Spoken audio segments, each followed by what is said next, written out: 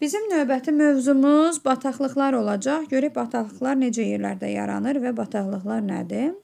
Uşaqlar, bataqlıqların yaranması üçün ilk öncə ərazi rütubətli ərazi olmalıdır. Və bataqlıqlar ifrat rütubətlənməyə malik olan, eyni zamanda torf qatının qalınlığı 30 sm-dən az olmayan ərazilərdə formalaşır. Əgər 30 sm-dən çoxdursa, bu ərazilər bataqlıq, yox 30 sm-dən azdırsa, bu ərazilər bataqlıqlaşmış ərazilər adlanır. Bataqlıqlar quru sahəsinin 4-6% qədərini tutur və bataqlıqların yaranması üçün bir sıra səbəblər var ki, bu səbəblər aşağıda ABCDY qrupasında verilibdir. Deməli, yağıntıların miqdarı buxarlanmadan çox olmalıdır. Əgər buxarlanmadan az olarsa, orada bataqlıq yaranmaz. Qurun suların səviyyəsi yer səthinə yaxın yerləşməlidir. Daimi donuşluq yerləri olmalıdır. Hamar relif olmalıdır. Həmin orada yağan yağışların toplanması üçün belə deyək ki, relif olmalıdır. Yəni, zəif səth axını olmalıdır.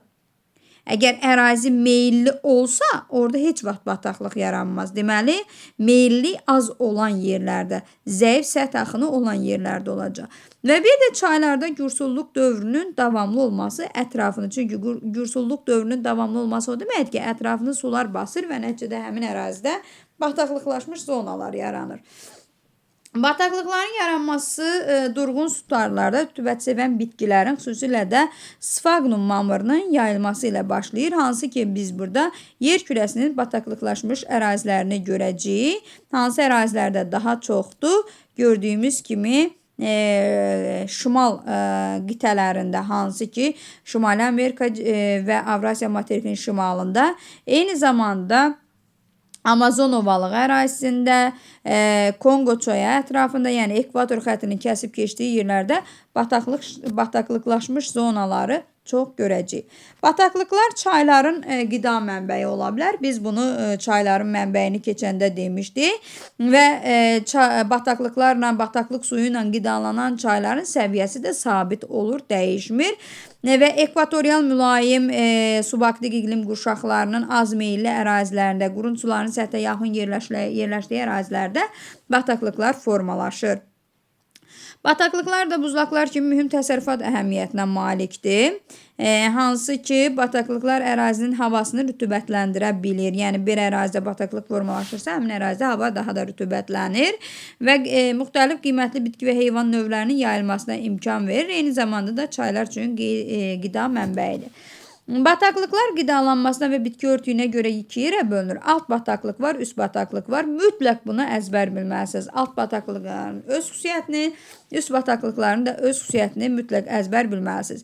Deməli, alt bataqlıqlar gördüyünüz kimi su keçirən suxur qatında yerləşir. Keçmiş göllərin, çay dərələrinin yerində yaranır. Mineral tərkibli qurun suları ilə, yəni yeraltı sularla qidalanır. Su keçirən suxurun üzərində formalaşır. Orada formalaşan torfun qalınlığı 1,5 metr təşkil edir. Meşə və meşə çöl zonalarında olur və alt bataqlıqların torfundan üzvü gübrə kimi istifadə olunur. Bu səbəbdən alt bataqlıqlar qismən qurudularaq münbit əkin sahələrinə çevrilir. Yəni, alt bataqlıqlardan biz əkin sahələri kimi istifadə edə bilərik. Gəldiyi növbəti üst bataqlıqlara isə üst bataqlıqlar hamar relif ərazilərində olur. Atmosfer yağıntıları ilə qidalanır. Su keçirməyən suxur qatında olur. Torfun qalınlığı çox olur. 6 kilometrdən çox olur və əsasən tundra, meşə, tundra, tayqa meşələrində rast gəlinir və üst bataqlıqların təsərrüfat əhəmiyyəti odur ki, qurudularaq, həmin torf qurudularaq, daha doğrusu bataqlıq qurudularaq torf əldə edilir və yanacaq kimi istifadə olunur.